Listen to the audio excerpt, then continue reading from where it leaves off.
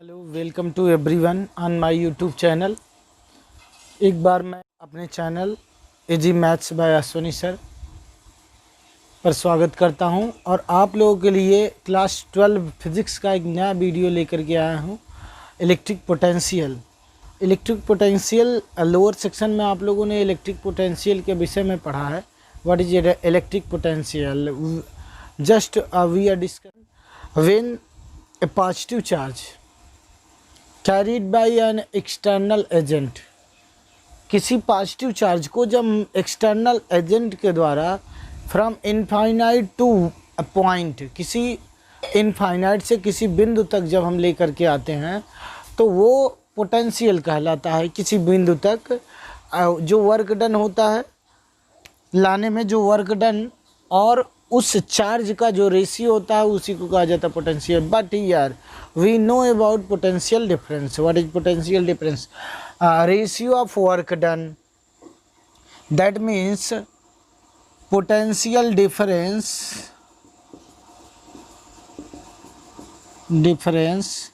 is equal to ratio of work done by an external agent, and if we take Q0 or QO is the small point charge which is carrying by an external agent from a point to another point। ये जो small charge है इसी को हम लोग एक बिंदु से दूसरे बिंदु तक ले जाते हैं, तो ये हमारे पास पोटेंशियल डिफरेंस आ जाता है।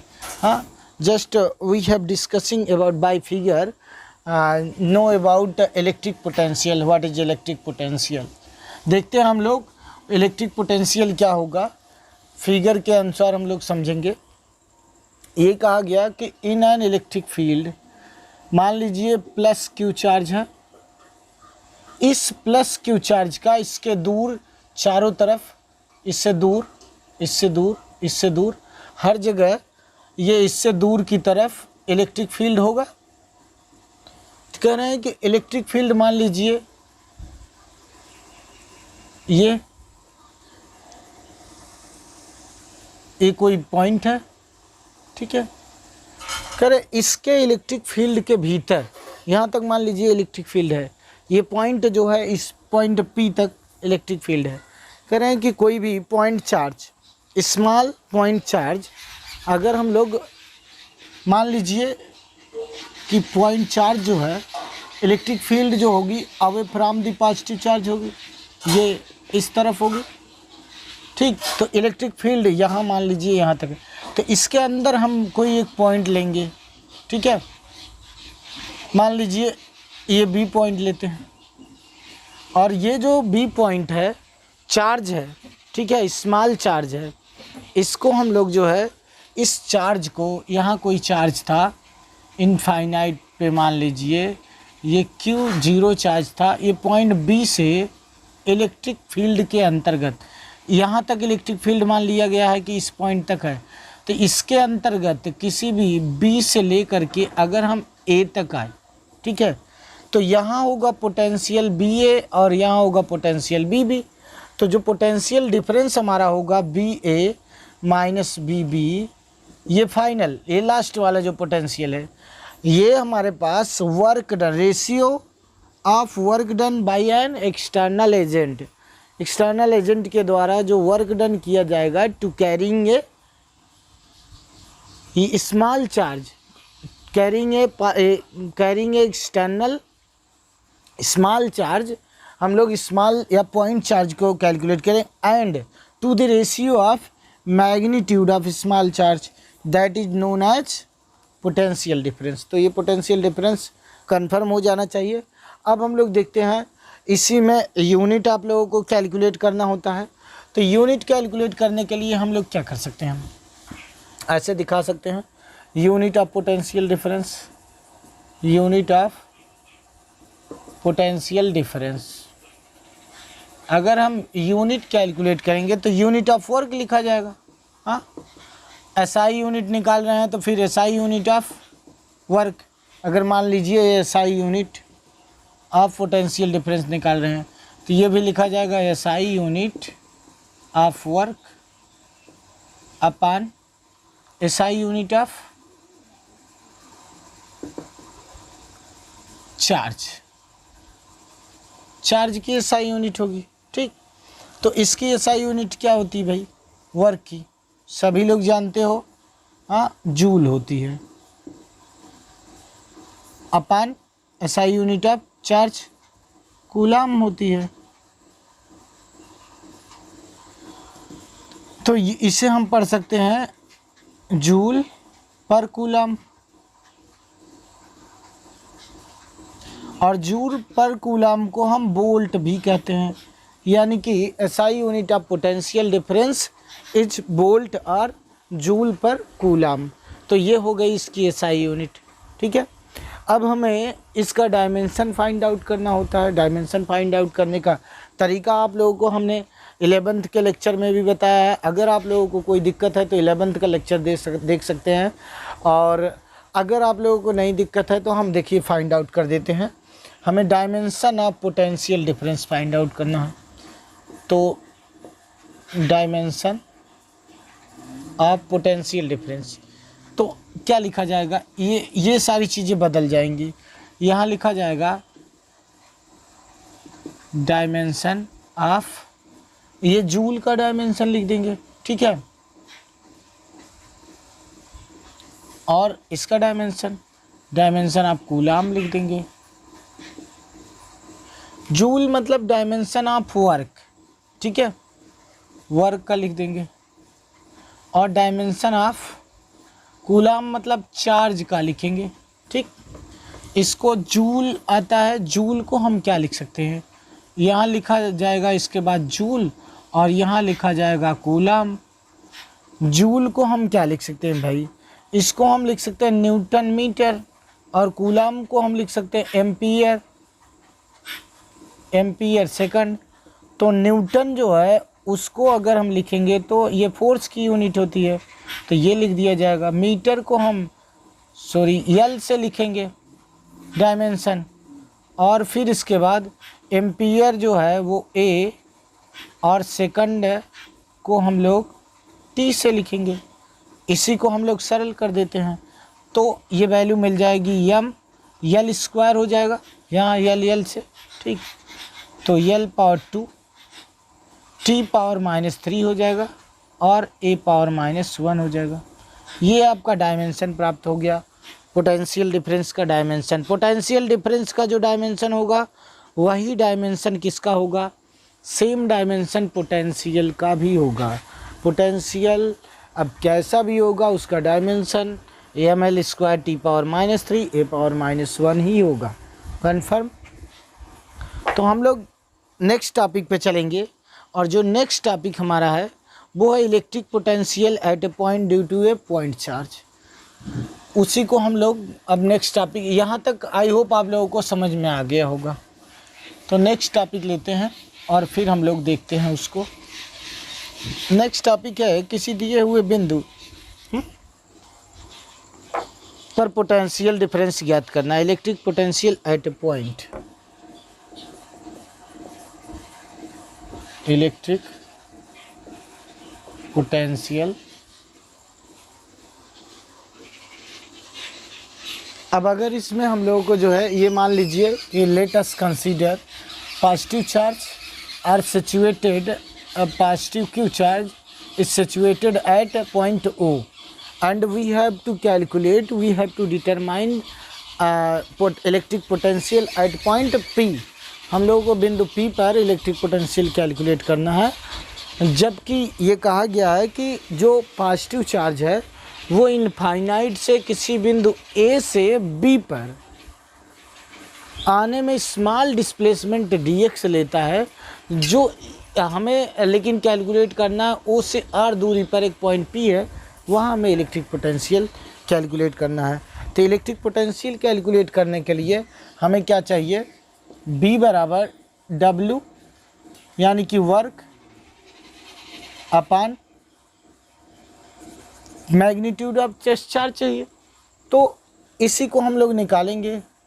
तो वर्क के लिए हमें फोर्स चाहिए, तो बाई कूलाम्स लॉ हम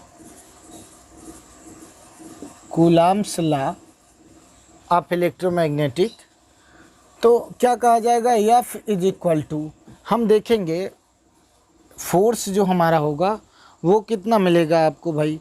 फोर्स हमारा 1/4 पाई एप्सिलॉन 0 इंटू के, मीडियम अगर लिया गया है उसको जो है हमने के मान लिया गया है, क्योंकि डाइलेक्ट्रिक कांस्टेंट जो भी माध्यम लिया गया उस माध्यम का डाइलेक्ट्रिक कांस्टेंट के लिया गया है। बस ये आप लोग जानते रहेंगे, और इसके विषय में मैंने पिछले वीडियो में चर्चा किया है डाइलेक्ट्रिक कांस्टेंट के विषय में।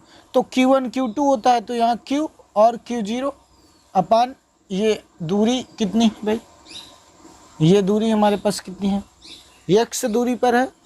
तो हम लोग अगर ये कैलकुलेट करेंगे force at point at charge Q0, तो हमारे पास ये वैल्यू आ जाएगी अपान x²। ये क्या है, force acting on QO due to charge Q। जो चार्ज QO है वो कितना फोर्स अप्लाई कर रहा है इस QO, इस स्मॉल चार्ज पर, ठीक। तो ये हो गया। चूँकि हम लोगों को जो है पोटेंशियल डिफरेंस कैलकुलेट करना है, तो हम लोगों को वर्क कैलकुलेट करना पड़ेगा। वर्क बराबर क्या होता है, work done is equal to होता है force into displacement. Force into displacement हमें कैलकुलेट करना है, ये नोट कर लेंगे। तो फोर्स इनटू डिस्प्लेसमेंट के लिए हम क्या करेंगे भाई, जो फोर्स हमें प्राप्त हुआ है इस फोर्स को हम लोग, चूँकि वर्क डन हमें निकालना है स्मॉल डिस्प्लेसमेंट के लिए, और वो भी opposite to the direction of force, work done opposite या against to the direction of force. तो हम लिखते हैं work done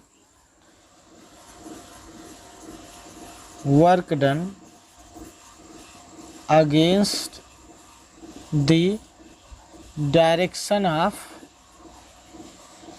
force, direction of force away from the positive charge, but displacement is towards the direction of positive charge है। तो ये इसके against हो रहा है, तो अगेंस्ट होगा तो स्मॉल वर्क डन हम लोग कैलकुलेट करेंगे, चूँकि फॉर स्मॉल डिस्प्लेसमेंट। तो क्या हो जाएगा, ये आपको प्राप्त हो जाएगा DW, और ये कह रहे हैं कि ये किसके बराबर आ जाएगा, ये बराबर हम लोग प्राप्त करेंगे F इंटू माइनस DX के।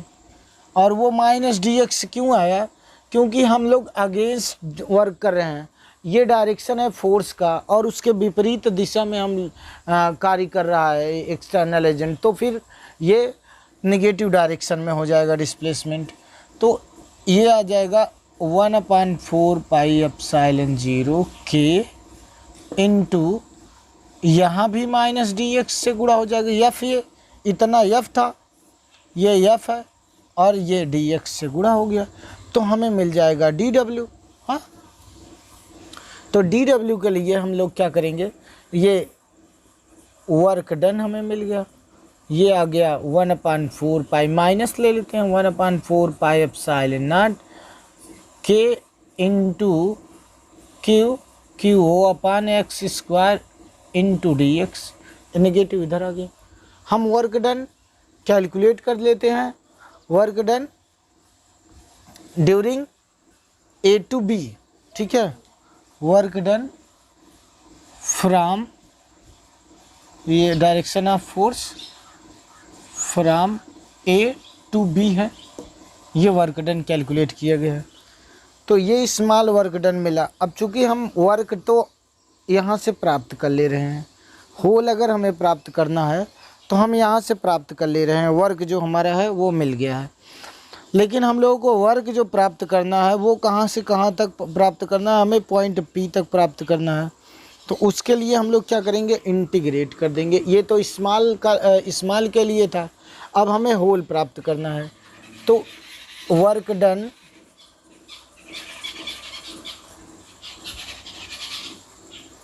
From infinite two point P। Infinite से पॉइंट P के लिए वर्क डन कितना हो जाएगा, इंटीग्रेट कर देते हैं दोनों तरफ विथ प्रॉपर लिमिट। ठीक है, इंटीग्रेट करेंगे प्रॉपर लिमिट के साथ तो हम लोग देखेंगे कि क्या वैल्यू हमें प्राप्त हो जाएगी। इसको नोट करते चलेंगे। प्रॉपर लिमिट जो हमारी होगी ये डी डब्ल्यू का इंटीग्रेशन 0 से W तक करेंगे। ठीक, और इसका जो इंटीग्रेशन होगा इधर से थोड़ा सा लिखे, ये 0 से W DW हो जाता है, और ये इनफाइनाइट से R पे आएगा तो इनफाइनाइट टू R, और ये -1/4 pi epsilon 0 K Q0/x² into dx हो जाएगा। इसी को हम लोग इंटीग्रेट कर देते हैं तो ये प्राप्त हो जाएगा W, और ये -1/4 पाई एप्सिलॉन 0 इंटू K, और QO कॉमन हो जाएगा, और 1/x² का मतलब infinite to R x⁻⁻² dx हो जाएगा। इसको हम लोग इंटीग्रेट करेंगे तो ये मिलेगा -1/4 pi epsilon 0 K into Q0, और इसका इंटीग्रेशन यहाँ मैं बता दे रहा हूँ, x⁻n dx बराबर होता है x⁻n+1/n कर देंगे, n+1 कर देंगे। तो इसी प्रकार से इसका इंटीग्रेशन करेंगे x⁻−2 dx का, तो हो जाएगा x⁻−2 +1/−2 +1, यानी कि -x, ये x⁻−1 अपान हो जाएगा -1, तो इसी को -1/x लिख सकते हैं।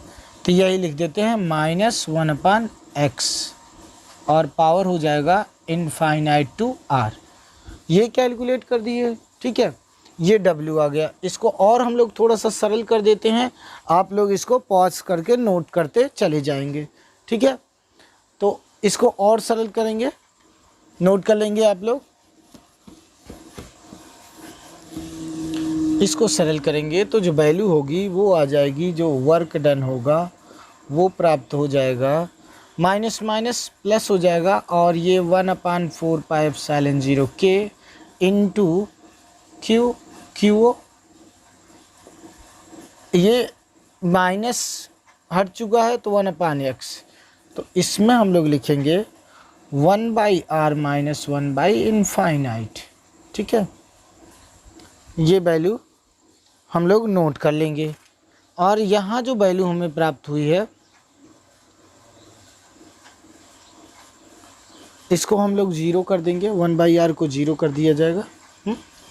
1/इनफाइनाइट, किसी भी संख्या में इनफाइनाइट से भाग करते हैं तो 0, तो ये बचेगा वर्क डन बराबर हो जाएगा 1/4 पाई एप्सिलॉन 0 K QO अपान ये 1/r, तो ये इतना बचा, वर्क डन हो गया। Work done against the force हम लोगों ने कैलकुलेट कर लिया है, पॉजिटिव चार्ज था और ये प्लस मिला हुआ वर्क डन।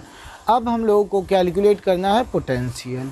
पोटेंशियल के लिए हमने आप लोगों को बताया है कि जो पोटेंशियल की डेफिनीशन है वो कह रहे हैं कि B ये W अपान ये होगा test magnitude of test charge, तो मैग्नीट्यूड ऑफ टेस्ट चार्ज कर देंगे, और जब मैग्नीट्यूड ऑफ टेस्ट चार्ज करेंगे तो B हमें क्या प्राप्त हो जाएगा, ये 1/4 W की value 1/4 pi epsilon 0 K Q0 अपान R है, अपान Q0 हो जाएगा, यानी कि मल्टीप्लाई Q0 से हो जाएगा, ये कट जाएगा, और B जो हमें प्राप्त हो जाएगा ये इंटू Q/R।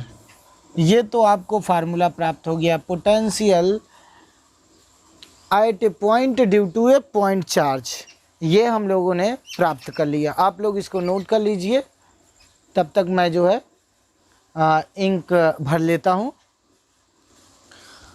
अगला टॉपिक हम लोग electric potential due to a group of point charges calculate करेंगे। उसके पहले मैं आप लोगों को ये बताना चाहूँगा कि अभी ये प्लस चार्ज के लिए था जो हमने इलेक्ट्रिक पोटेंशियल कैलकुलेट किया, वो प्लस क्यू चार्ज के लिए कैलकुलेट किया, ठीक है।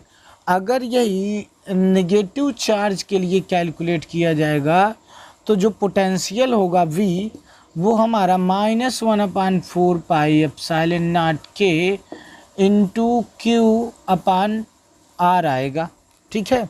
तो नेगेटिव आएगा पोटेंशियल। अच्छा, यानी कि प्लस है तो प्लस आएगा, माइनस है तो माइनस आएगा। चूँकि जो वर्क डन होता है तब उसमें जो है, इसमें भी माइनस आया, उसमें पॉजिटिव आ जाएगा और पॉजिटिव नेगेटिव से मल्टीप्लाई होगा तो नेगेटिव प्राप्त होगा।